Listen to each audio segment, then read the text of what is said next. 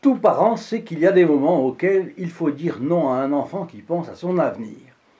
Le Padre Pio lui-même a dû le faire parfois. Si vous étiez concerné, seriez-vous prêt à accepter les renoncements demandés par le Padre Pio et lui obéir aveuglément? Cher ami fidèle du Padre Pio, bonjour, mon nom est Jean Goyard et vous assistez au programme sur les pas du Padre Pio.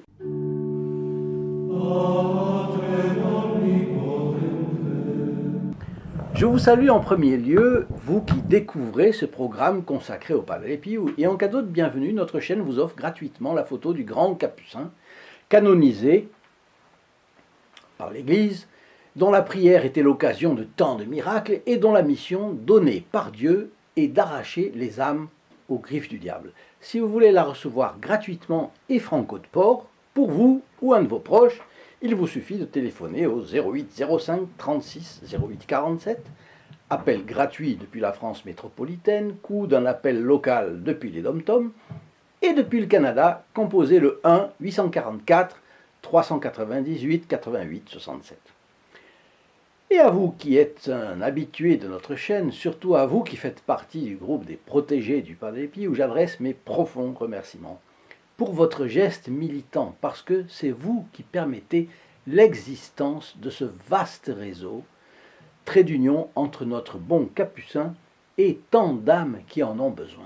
Sans cette générosité des protégés du Padre Pio, notre chaîne n'aurait pas les moyens de progresser comme elle le fait. Et je vous le dis parce que j'en suis parfaitement convaincu, chaque œuf que vous lui donnez, le Padre Pio vous rendra un bœuf. Alors, nous voyons aujourd'hui, nous sommes en 1950, par là, après la guerre donc, après la Deuxième Guerre mondiale, Yvette est une orpheline malheureuse. Dès son plus jeune âge, Yvette Levasseur a connu le chagrin et les difficultés, parce que ses parents sont morts alors qu'elle était toute petite. Après la mort de ses parents, son oncle et sa tante, qui vivaient à Paris, l'ont adoptée. Ils possèdent une boutique dans le centre de Paris qui fabrique des chaussures pour les handicapés. Yvette a rapidement appris le métier et a pu les aider dans leur entreprise. Mais lorsque Yvette a 16 ans, sa tante meurt d'un cancer. Et 2 ans plus tard, son oncle meurt également. Yvette se retrouve seule. Mais elle continue avec courage la fabrique de chaussures. Elle vit seule dans une petite maison au-dessus de l'atelier. Et elle se bat constamment pour faire tourner la boutique, car elle n'a que l'argent nécessaire pour subvenir à ses besoins. Parfois, le pain et le lait sont sa seule nourriture, car elle ne peut pas se permettre plus de frais, plus de dépenses. Et puis arrive un moment où elle découvre le Padre Pio. Ah, alors imaginez, elle fréquente, elle ne dit pas comment, mais elle est arrivée à fréquenter la fameuse église de Notre-Dame des Victoires. C'est une basilique dans le 1er arrondissement ou le 2e arrondissement de Paris, qui est un grand lieu de pèlerinage. Les piliers sont couverts de haut en bas, je crois qu'il y en a 40 000, d'ex-voto, couverts d'ex-voto de familles. Parfois, il y a des indications d'où vient la famille, qu'est-ce qu'elle fait, mais il n'y a pas les noms, c'est juste les initiales des noms. Et on dit que c'est le plus grand nombre d'ex-voto qu'il y a dans une basilique ou dans une église en France. Mais enfin, vous vous rappelez peut-être que c'est là aussi qu'a voulu aller Thérèse Martin avec son père sur le chemin de Rome pour obtenir du pape son entrée au Carmel. Alors, c'est un endroit où elle a dit qu'elle avait reçu beaucoup de grâce. Et elle a prié, bien sûr, pour obtenir la grâce qu'elle demandait auprès du pape. Elle n'a pas obtenu tout de suite, mais elle l'a obtenu après. Donc, sur la place de Notre-Dame des Victoires, il y a une place bien dégagée. D'un côté, il y a la mairie de l'arrondissement, et en face de l'église se trouve là, et s'est trouvé là pendant des années, pendant des décennies, je l'ai connue, cette librairie, où l'on trouvait des livres et des médailles. Et un jour, elle passe là. Yvette Levasseur remarque un livre sur le Padre Pio, le feuillette et le trouve si intéressant qu'elle l'achète immédiatement. Et tandis qu'elle le lit, elle sent un grand désir de rendre visite au bon capucin à San Giovanni Rotondo. Bon, c'est déjà la grâce qui travaille. Mais comment ferait-elle pour aller à San Giovanni Rotondo, puisqu'elle n'a pas les moyens financiers pour entreprendre un tel voyage? Et puis, imaginez, de l'autre côté, il faut traverser la France, traverser la moitié de l'Italie, et en long en plus, vous imaginez. Bon.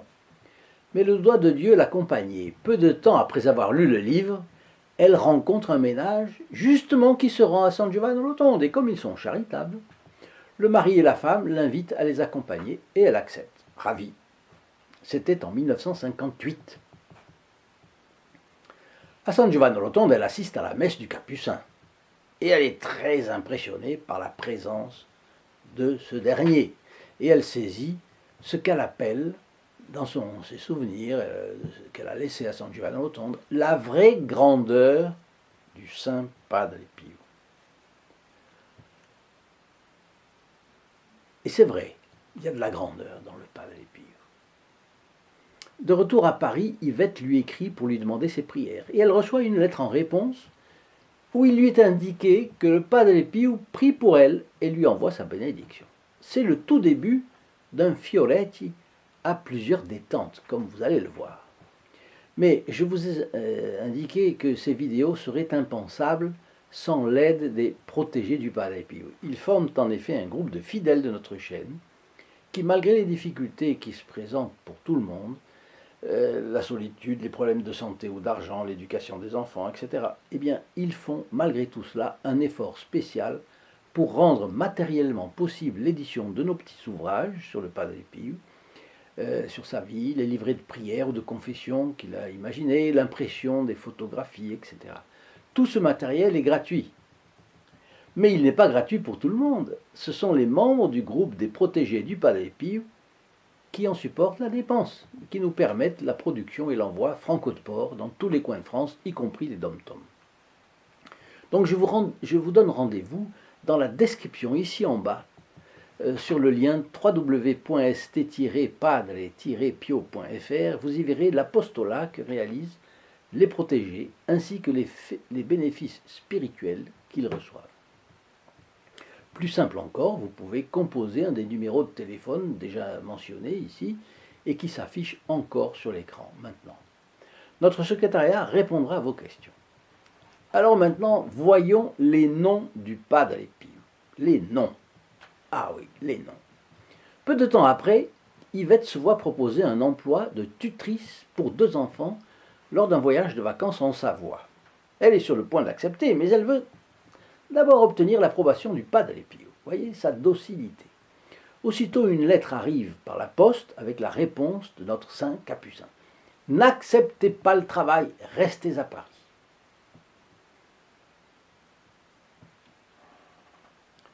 Si c'était n'importe qui, on laisserait tomber. Mais c'est le Padre Pio. Il y a un parfum d'évangile dans cette affaire. Notre Seigneur qui donne un ordre, on ne sait pas, mais oui, lui, il savait. N'acceptez pas le travail, restez à Paris. Et Yvette suit son conseil. Pendant ce temps, les affaires de sa boutique de chaussures continuent à baisser.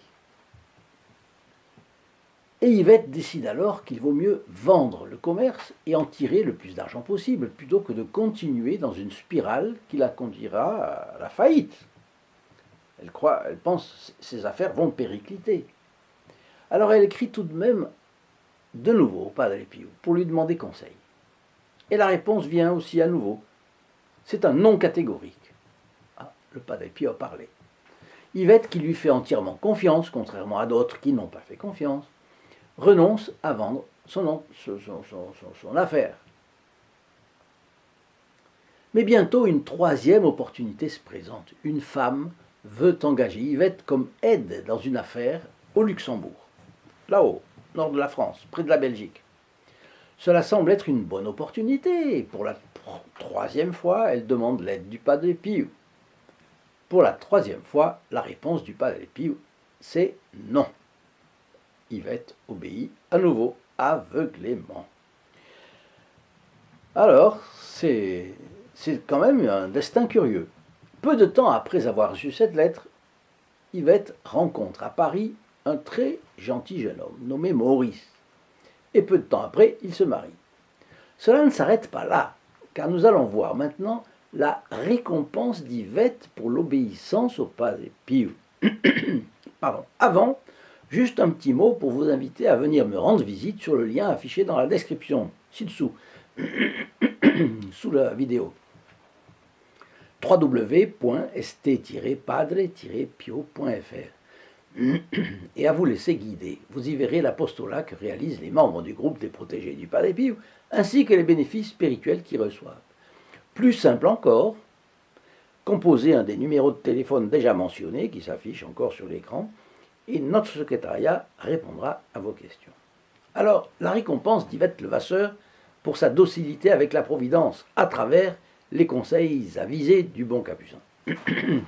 Peu de temps après leur mariage, Maurice hérite d'une entreprise très rentable d'un de ses parents. Et grâce à cet héritage, Maurice et Yvette peuvent vivre confortablement. Et voilà, les soucis financiers qui avaient tourmenté Yvette au long de sa jeunesse et de sa solitude sont terminés, envolés pour toujours.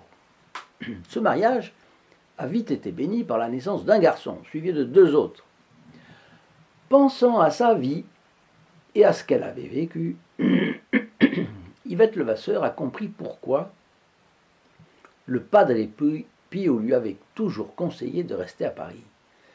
Si elle avait accepté les places qui lui avaient été proposées, elle aurait quitté Paris et n'aurait jamais rencontré son mari.